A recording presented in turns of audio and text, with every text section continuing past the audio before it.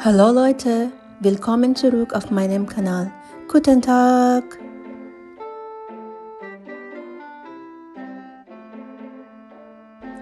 Welcome to Dresden, Germany! Yes po, andito po ako ngayon sa Dresden. Ayan po, kasama ko po yung mga kaibigan ko. And then, ayan po, andito po kami sa Pragerstrasse. Ayan po, may tinda po na chimney cakes, chimney bread. Ayan po, Tredelnik po yung tawag yata sa ano yun, sa Prague. And then, ayan, meron din pong mga ibang mga paninda na makikita sa Pragerstrasse, mga food trucks po, mga stall. Ayan, yung araw na po yan ay piyesta po ng ng Dixieland, yan, jazz music sa Dresden po. Ayan, ang dami pong nagtitinda ng pagkain, iba't ibang klase ng pagkain. Ayan po, fries, ayan. And then dito naman po sa kabila, mga broochen, ayan po, mga pang-European na pagkain. Ayan po, marami pong pagpipilian. Bresner, Handbrot, and then meron din pong mga paninda na mga laruan, ayan, mga shades, maraming klaseng mga iba't ibang paninda. Ayan po, and then meron din pong dito sa Dresden, mga ref magnet, souvenirs. Pag napadpad po kayo dito sa Dresden, pwede po kayong bumili dyan sa may Pragerstrasse po. Ayan, o diba, ang dami, ang ganda. Mga iba't ibang klaseng keychains, ayan po, ref magnets, mga pangpasalubong, o diba, ang ganda, Dresden, o ganda. Ayan po, pwede po kayong bumili dyan sa may Pragerstrasse. Oui, she's something to say. She's my sweet Lordy. She loves me good. She's so fine, real fine. She stays on my mind. She's my sweet Lordy. So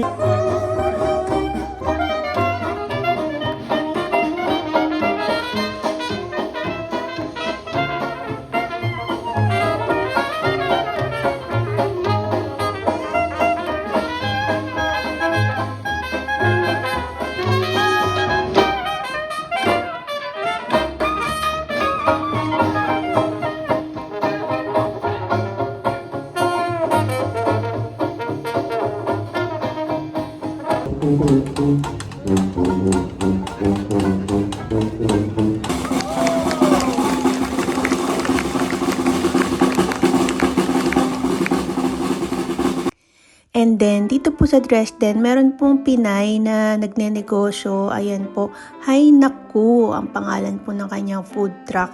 Ayan, so mga pagkaing Pilipino, pagkaing Pinoy po ang kanyang mga binibenta. Ayan, ayan po, meron pong tapa, adobo, chicken afritada, ayan, iba't ibang luto po. So kung nagte-craves ka ng pagkain Pinoy, pwede ka pong bumili sa kanyang tindahan. Ayan.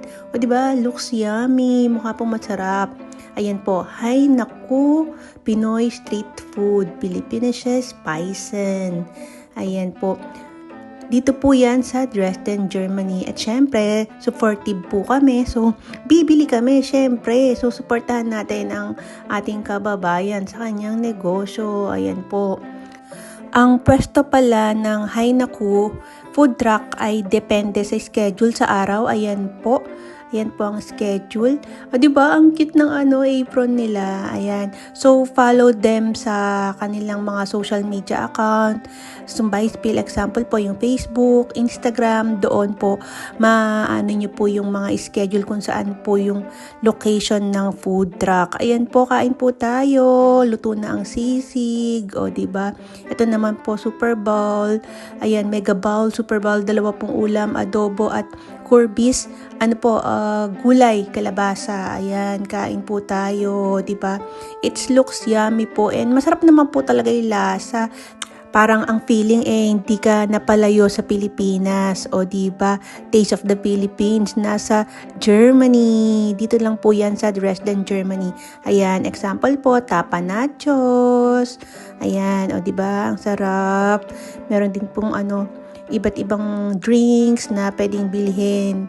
Ayan po, example po ito, honey mansi, calamansi, o di ba? Ano po yan? Warm calamansi juice, o di ba? Healthy. And then ito, ay gustong-gusto ko po itong lumpiang gulay. Ang sarap. Ang sarap po niyang lumpia na yan. May tofu at toge. Ang sarap. At syempre, ang pangmalakasang halo-halo. Ang sarap po niyan. Ang sarap po ng ube ice cream, tapos yung leche flan, and then yung ube, may ube rin po. Ang sarap. Ay grabe, bumili po talaga kami dahil na-miss po namin ng pagkain sa Pilipinas. Imagine, no, naka-jacket kami. Naka-jacket ako, winter jacket. Pero kumakain ng halo-halo. Pero ano na po yan spring. Paano na po yan? Patapos na po yung spring, pa-summer na, pero medyo malamig pa. Pero okay lang. Go pa rin po kami sa halo-halo. Ayan, o diba? Ang daming tao. Kasi ano po nung time na yan, may festival ng Dixieland Jazz Music. Ayan po, o diba? Keso. Ang laking keso. Literal na keso. Ayan po. And then, ang ganda, meron din pong kalesa sa Dresden. O diba? Pang ano po yan? Pang mga turista. O diba?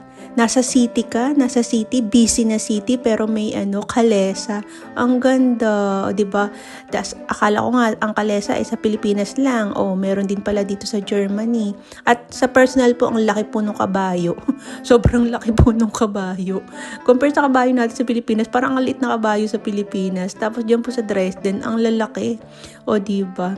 At ang ganda po ng Dresden. I love Dresden po, lalo na po yung transportation. Ayan, o diba, may tram, may bus. Yung lalo na po yung trams, saka yung mga trains na ko po talaga na-appreciate ko. Sana sa atin din sa Pilipinas, ganyan din, maganda ang transportation. Ang masasabi ko lang po talaga masarap din pong tumira dito sa Europe, sa Germany. At shout out kina Sian at Team. Ayan po, anak po ng ka-work ko, kabarkada ko po, same po kami. Yung mama po nila, same po kami ng employer. Sabi po ng mami nila, lagi daw po nanonood yung dalawang bata ng vlogs ko. Ayan, Sian and Team, shout out. And then ito po, diba, panahon na po ng cherries. Ayan, namunga na po yung cherry tree. Ayan, mamimitas na ako ng cherries pero hindi pa siya gaanong red. O diba dati sa Pilipinas ang pinipitas ko lang aratilis. Ngayon cherries na. O diba nakapitas na po ako ng cherries. Ayan, red. Ayan, hinog na. Masarap na kainin. Cherries. Yun lang po.